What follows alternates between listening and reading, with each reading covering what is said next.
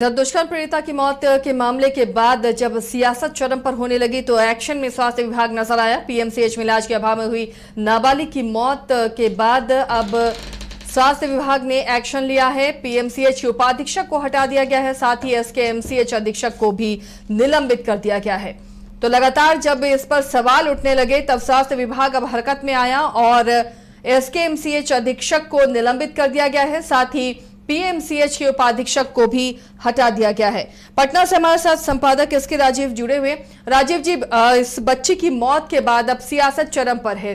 नेता प्रतिपक्ष तेजस्वी यादव पीड़ित परिवार से मिलने जाते हैं, सरकार को वो नाकाम बताते हैं और एक्शन नहीं लेने पर सवाल उठाते हैं। इन सब के बीच स्वास्थ्य विभाग भी हरकत में आता है और एसकेएमसीएच अधीक्षक को निलंबित किया गया, उपाधीक्षक को हटाया गया। एक और घटना, बीजेपी के प्रवक्ता थे असितनाथ तिवारी, उन्होंने भी इस घटना के बाद बीजेपी छोड़ दिया, अब कांग्रेस ज्वाइन कर ली। तो काफी ज्यादा इस चुनावी साल में इस घटना को लेकर सियासी बवाल मचा हुआ है बिहार में।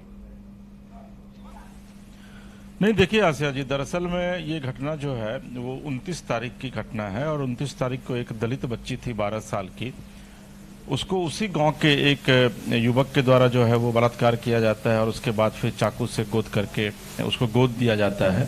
स्थिति यह थी वहाँ की कि वहाँ के एसकेएमसीएच में जब उसको लेकर जाया गया तो वहाँ पर उसका इलाज नहीं हुआ। इवन कि यह भी कहा जा रहा है परिजनों के द्वारा कि एम्बुलेंस की जब मांग की गई तो एम्बुलेंस भी नहीं दी गई और 2 घंटे बाद एम्बुलेंस मिली, तब तक बच्ची की स्थिति काफ़ी सीरियस हो गई थी।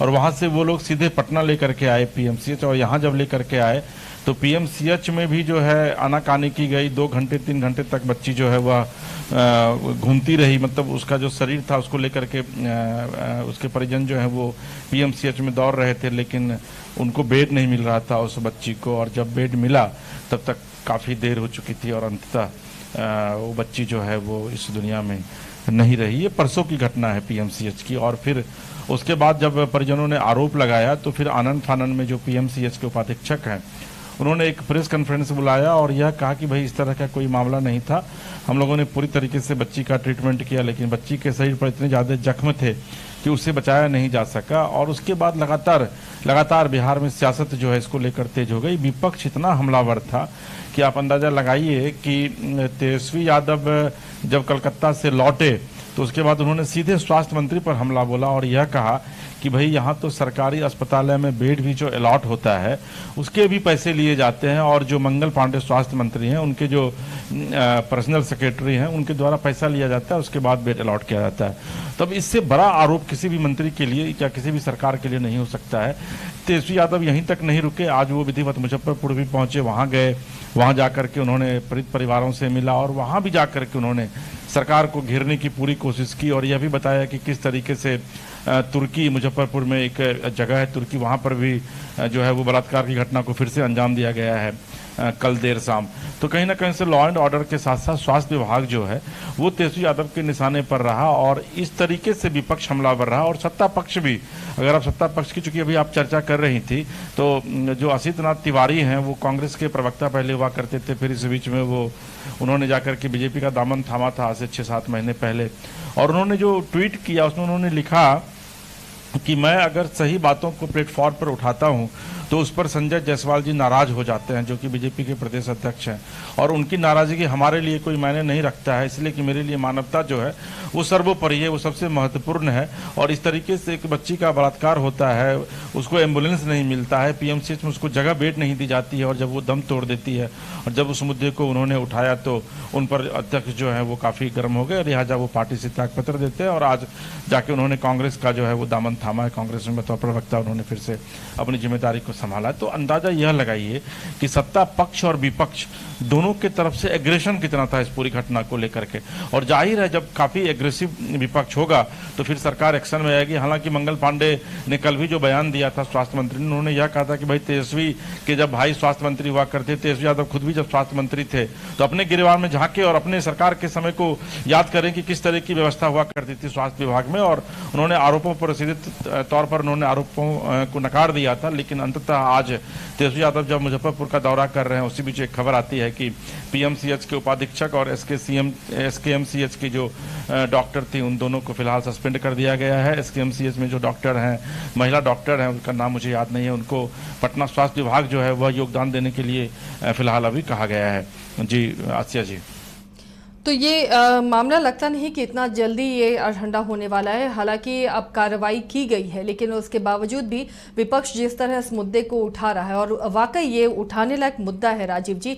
2 घंटे 4 घंटे तक अगर पीड़िता को लेकर परिजन उसके भटकते रहे, अगर उस वक्त उसे सही इलाज मिल जाता तो शायद उसकी जान बचाई जा सकती थी। लेकिन लगता है ये चुनावी साल है और एक अच्छा मुद्दा विपक्ष के हाथ है, एक बड़ा मुद्दा विपक्ष के हाथ है, जिसे लेकर सरकार को घेरने की हर संभव कोशिश होगी।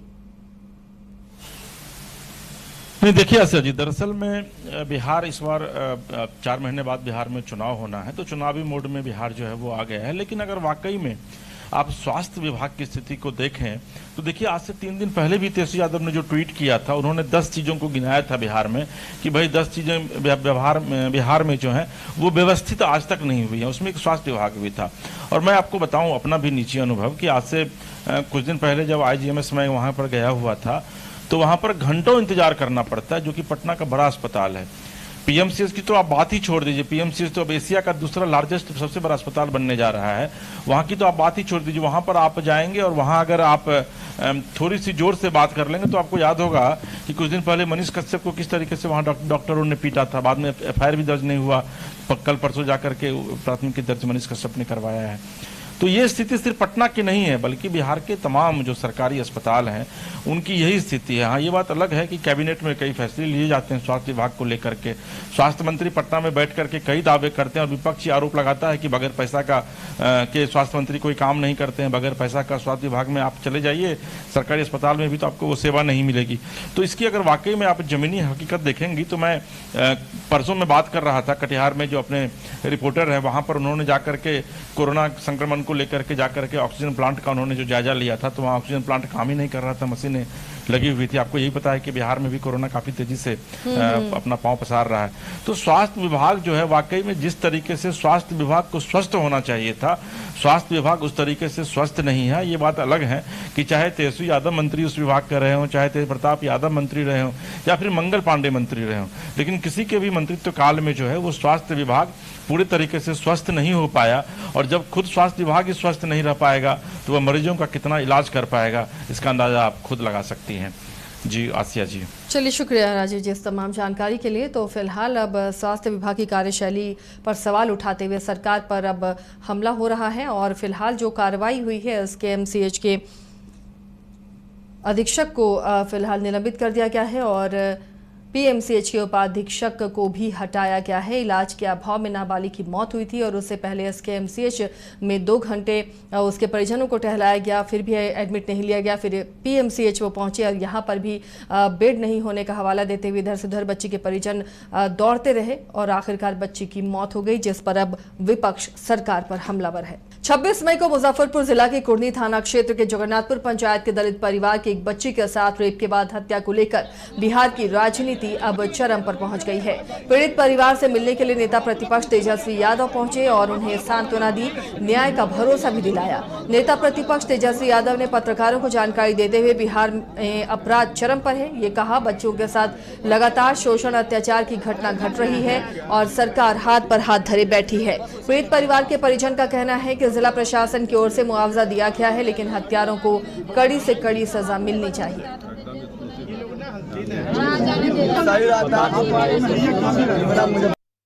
देखने तक नहीं आता, न्याय दिलाने की बात तो दूर की बात है। देखने सुनने आज अगर नहीं संभव है स्वास्थ्य व्यवस्था से आज बच्ची की जान बचाई।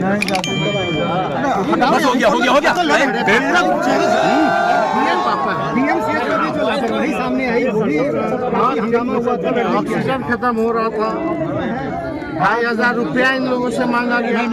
समय 4 घंटा इन लोगों के इधर से उधर कराया गया।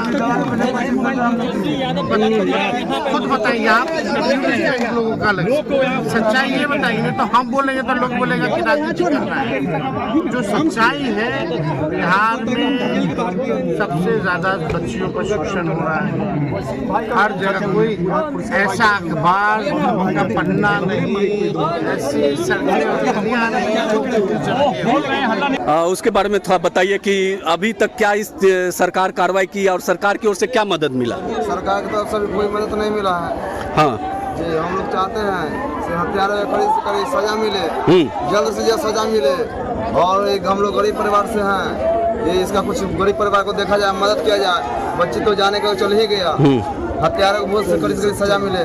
और उसका मुस्मात है, वो मम्मी है, उसका मेरा भाभी है, उसको सरकारी नौकरी मिला जाए, उसका कभी परवरिश हो जाए, बाल बच्चे को अपना सेवा सत्कार किया जाए। जिला प्रशासन की ओर से मुआवजा नहीं मिला है? जिला प्रशासन के द्वारा मिला है। हाँ, कितना मिला है?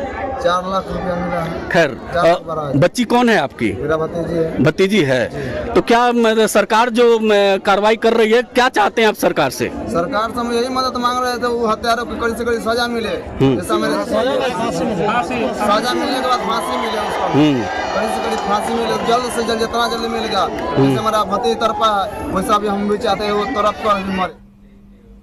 गोल जहां 27 वर्षों के सफर में 17,000 से भी अधिक छात्रों ने डॉक्टर एवं इंजीनियर बनकर भरे सफलता की ऊंची उड़ान, जहां साधारण छात्र भी असाधारण सफलता प्राप्त कर बना रहे इतिहास। दूरदर्शी शिक्षाविद श्री विपिन सिंह के मार्गदर्शन में मेडिकल एवं इंजीनियरिंग के लाखों छात्रों के लिए आशा की किरण के रूप में गोल्ड रिजल्ट फैक्ट्री